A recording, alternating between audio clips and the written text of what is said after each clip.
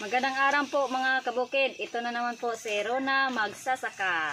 So, at ang vlog natin po ngayon ay tungkol po sa ating niyugan, kung paano natin alagaan o padadamihin yung mga bunga ng ating mga niyog. Alam nyo po mga kabukid, may apat kaming pamamaraan kung paano namin padadamihin yung mga bunga ng aming mga niyog. Una, kailangan natin linisin ang lugar kung saan natin itinanim ang mga niyog.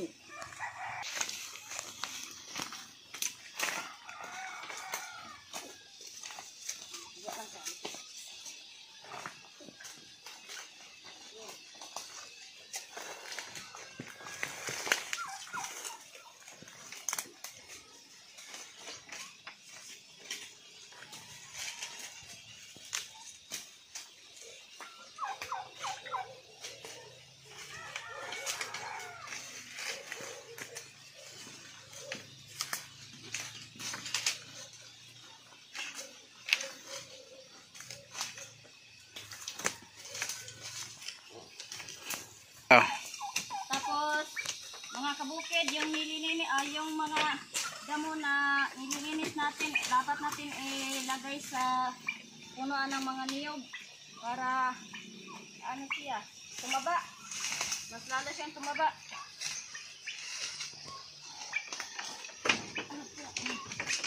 Ano ba yan?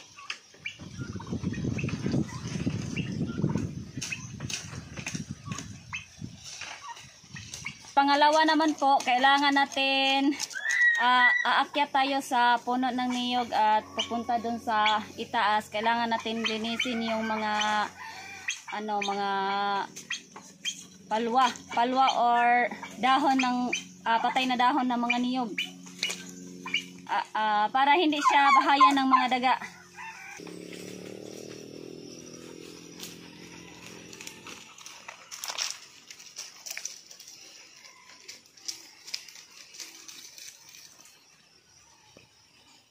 Kailangan natin itong kunin.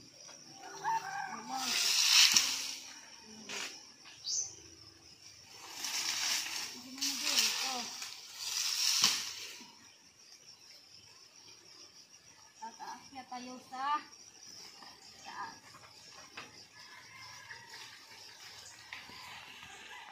Laksi ha.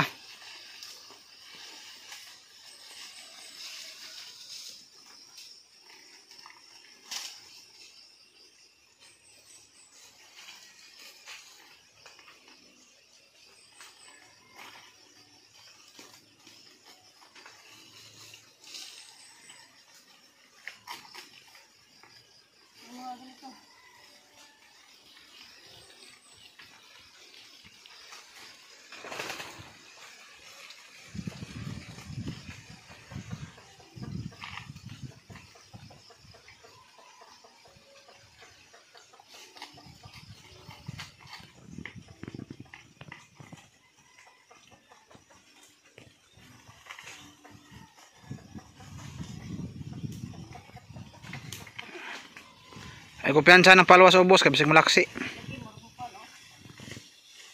Dili ba kasi kayo kupot kayo nga palwa.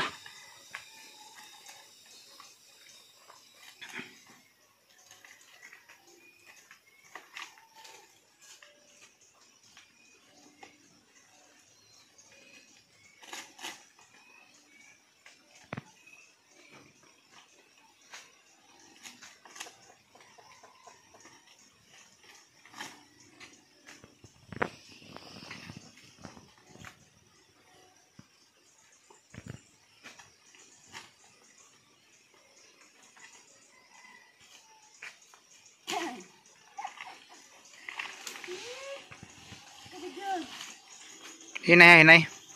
Kay kuya kayo sa langkat.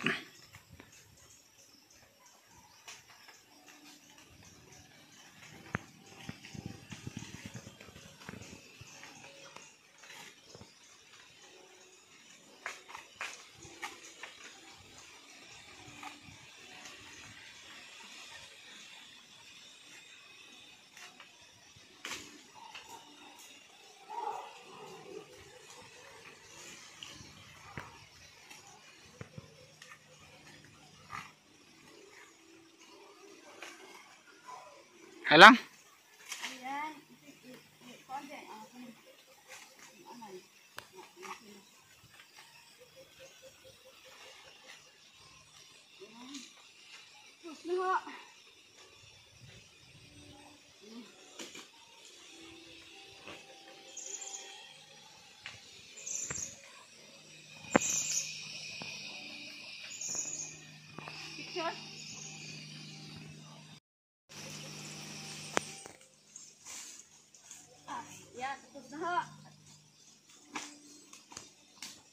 Okay.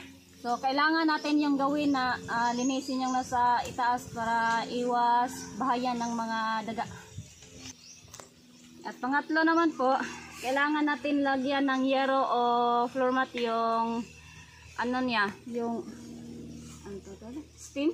Ano? Katawan. O katawan ng niyog para hindi siya maka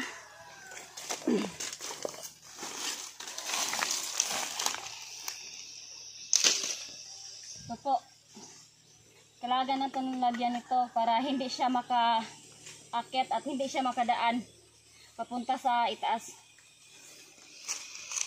At Okay. pan-apat naman po, kailangan natin siyang lagyan ng mga tae or dumi ng mga hayop. Fertilizer. Katulad nito, ito yung ginawa namin, lagyan namin. Dumi ito ng mga manok. Ang ginamit po namin na pangpataba ng mga niyog ay isang organic fertilizer. Bumili kami ng mga organic fertilizer sa poultry farm.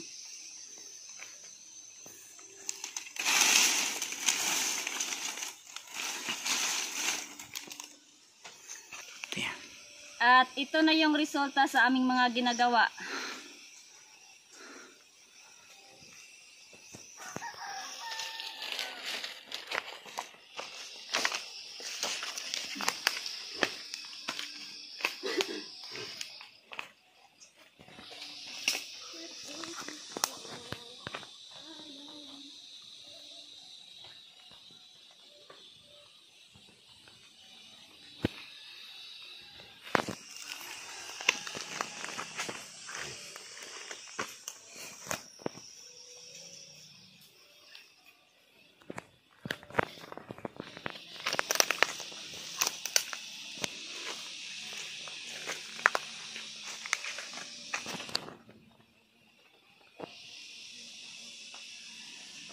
Noon, walang bunga yan.